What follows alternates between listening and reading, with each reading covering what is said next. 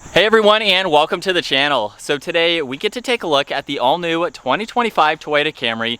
This is the highest trim level available. This is the XSE with the Premium Plus package, bringing its MSRP to just over $44,000. This model is also finished off in heavy metal with the gloss black roof, and this is powered by the 2.5 liter 4-cylinder hybrid. It's paired to a CVT, pumps out 232 horsepower, 163 pound-feet of torque. That power is sent through the all-wheel drive system, propelling this 3,600-pound sedan from 0 to 60 in 6.8 seconds. It has a top speed of 115 miles an hour. It also has a fuel capacity of 13 gallons. You'll expect to see around 44 miles per gallon in the city, 43 out on the highway. This also has a wheelbase of 111.2 inches. Its overall length is 193.5. It has a width of 72.4, a height of 56.9, and its ground clearance measures in at 5.4 inches.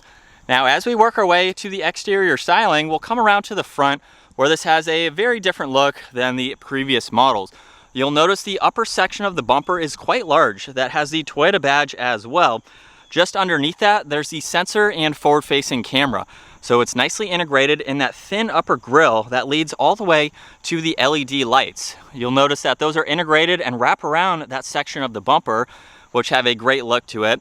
There's also DRLs in the gloss black trim accents on both sides there. Parking sensors are up front, and there's a lot of cutouts in the lower section of that bumper to give this additional cooling for all the components up front. Now there's also some really nice edges and lines in the hood too that work their way all the way to that front section of the bumper there. This XSE is also equipped with a very nice set of wheels that are pretty much body colored with that multi-spoke design to them.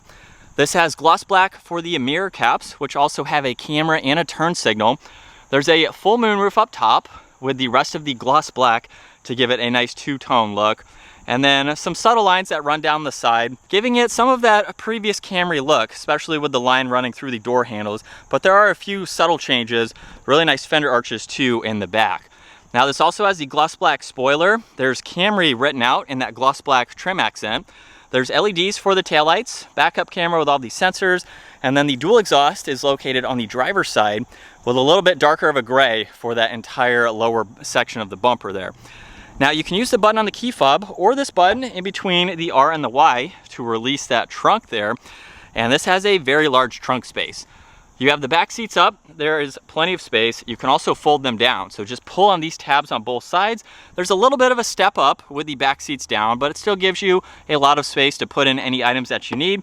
And there's also a little bit of storage underneath with the spare tire as well.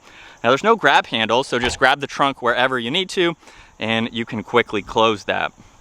Now as we work our way to the interior, this model here has a bold color combo. There's the solid red with this heavy metal. So you'll notice the two-tone on the door panel, really nice trim accent leading to the release handle, a little bit of storage with the window control and some of the matte black accents. And then at 5'10", hopping into the back, it's not all that bad. There's storage pockets, auxiliaries and vents, very small bulge right in the middle there, but I have plenty of room for my feet. And then at 5'10", I have about ½ inch or so of headroom. So it's spacious though. If you're taller than me, it might be a little bit crammed, but it still gives you a good bit of space for the size. Now there's the armrest along with the cup holders there. And then you have a good bit of visibility. That pillar is a little bulky, but you can easily see around it. Full moonroof, like I mentioned earlier, so you can get a lot more light into the back. And then up front, the door panel has all the window adjustments, side mirror controls, a little bit more storage down below, and then that same two-tone look. And then there's the automatic front seats with a little bit more lateral support, but a great design to them. And then once inside, we're greeted with the solid leather steering wheel. There's also paddle shifters, even though this is a CVT. And let's start this up by pushing on the power icon. You're not really going to hear it aside from the chime, but it shows ready in the lower left. So you are ready to go from here. Now on this left side, there's a Bluetooth adjustment, voice commands, volume, and then you have arrows here to go through the digital gauge cluster. Now you have 3 different settings that you can get into, and you can also adjust all 3. So just hold on OK, and now I can scroll through information in the middle. I can go over to the right side, and then go all the way to the left side and configure all of this. So you can have everything set up and ready to go, depending on the setting that you want to see for all 3 of those.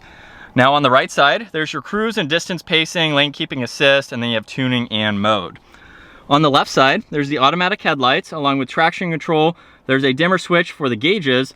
If you click on the view button, this will give you that 360 view that a lot of Toyota models have. So you can just get another look before you put it in drive or reverse to make sure you are good to go. There's a trunk and fuel cap release, one air vent. This also has a head-up display, so it's showing miles per hour, speed limit sign, and your lane keeping assist. And then for the very large infotainment system, you have a good bit to go through. You can pair your phone to the system, so it has Apple CarPlay and Android Auto to give you a large screen to go through all of that information, but you also have these shortcuts here so you can get into all of this information. And you have various settings that you can go into. So there's not a ton of information, but it's very user-friendly. It's simple, but it provides you with what you need to drive on a daily basis. Now underneath that, this has heated and ventilated seats. There's also the heated steering wheel. You have your temperatures, fan speed, some defrosters as well, sync and AC, with 2 air vents underneath that. There's also a few auxiliaries along with wireless charging, lots of storage, and 2 cup holders on that right side. If I put this into reverse now, there's the backup camera with the guidelines on the right side. If I put it into drive, in order to gain access to the forward-facing camera now, just push on view that I showed earlier. You can also set it up automatically, so under 4 miles an hour, this view will pop up automatically. Now you can also shift using the shifter or those paddle shifters, and then there's 4 different driving modes: Eco, Normal, and Sport. There's also an EV mode. There's your auto hold and your e-brake. You get a little bit of storage with some auxiliaries, and then plenty of storage in the glove box with a really neat design working its way all the way to the air vent there. There's garage door buttons underneath the rear view mirror, and then you have some dome lights and the adjustments for that sunshade and sunroof. And then here's a look at visibility. It's very open feeling, so I haven't had any issues over the last few days. Pretty easy to see all around. As we set off behind the wheel now for the all-new Toyota Camry, this is my first experience getting to drive this vehicle. So I've had it for a few days just to get some miles under my belt and really experience what this vehicle is all about. Mainly, why I think this vehicle is so popular is because it's a great commuter. I've been doing a lot of driving with this. It is fantastic on MPG. I've only burned maybe 1/8 of a tank in the last 4 days doing a lot of driving. This is a great vehicle if you commute a lot. I would probably buy something like this if I was driving a lot more and I really needed something that had that, but it wasn't all that expensive either. This is the top trim level for the 2025 year model, so you can get some lower trim levels just depending on your budget. And on a quick side note, the Camry TRD is no longer available for the 25 year model, which is interesting to see. But from what I have read on the window sticker, at least for this, it does offer a sport suspension. So you still kind of get a TRD with this in a sense. It just doesn't have that larger spoiler, has a different set of wheels. We have the JBL audio though, however, so we do have a lot of nice creature comforts that the TRD had, just without all the emblems and things like that. But it's a really fun vehicle. Let's put it into sport mode now. And with the CVT, we can use these paddle shifters here and still go through the gears. This is pedal to the floor, and we are getting up to speed there. So by far, it's not the quickest vehicle, but it's not trying to be either. I would say that's a good bit of power. I do wish it had a lot more torque than what I was able to find. With 163 pound-feet of torque, it definitely needs, I would say, an increase in torque to just get up a little bit quicker and get moving a little bit better. But for the daily driving that I've been doing, I haven't said, oh, it has a lack of power. Just in that acceleration there, I was able to feel it. But everything is laid out incredibly well. I love the amount of controls that are available. A lot of people like physical controls, and that's what we get in this Camry.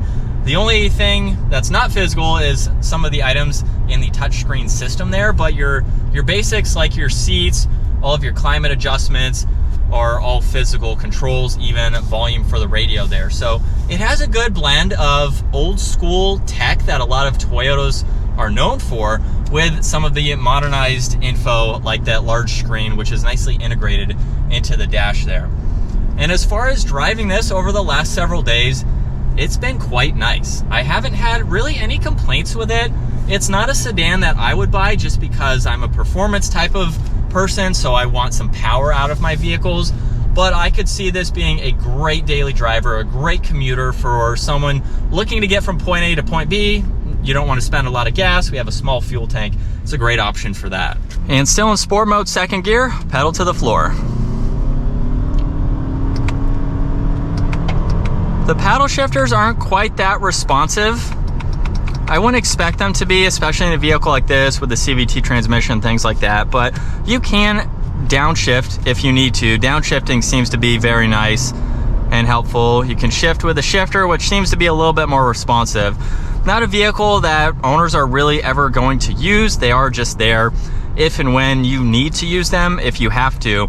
We got upshifting on the left and downshifting on the right there. But this is what it's like to be behind the wheel for the Toyota Camry. Like I mentioned earlier, it's a very nice commuter vehicle. I've been using this to go drive other reviews, so I have about a 45-minute drive home, and it's been nice on the way here and now on the way back. It's comfortable. Very, very nice and composed feeling. I think a lot of that might have to do with the sports suspension on this model, which I'm a huge fan of. I like having vehicles with a little bit stiffer suspension, but for this Camry, it's very, very hard to tell. It's super comfortable and smooth. I can feel maybe a little bit in it, especially around some turns that I've been able to do, but other than that, it's what you would expect for a commuter style vehicle. You have tons of space, really nice interior. There is some plastic here. It looks like there's actually a material over the plastic though, which feels very nice. So we do have some plastic underneath, but at least they've covered it to give you a nicer look and feel. And there's not a whole lot to talk about with the Camry other than it's just a vehicle to drive from point A to point B. Very nice vehicle too. I just saw a post this morning on someone who traded in their 2004 Toyota Camry for a 2025. So they had their vehicle just over 20 years and then decided to trade up. A lot of Toyota owners do that.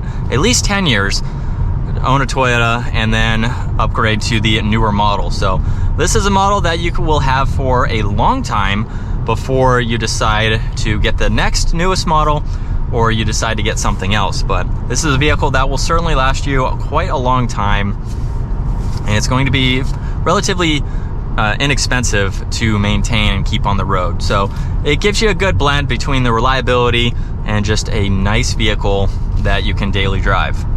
That is going to wrap it up for the all-new 2025 Toyota Camry. If you enjoyed today's video, give it a huge thumbs up and consider smashing that subscribe button so you can stay up to date with our daily uploads. I will see you all in the next video.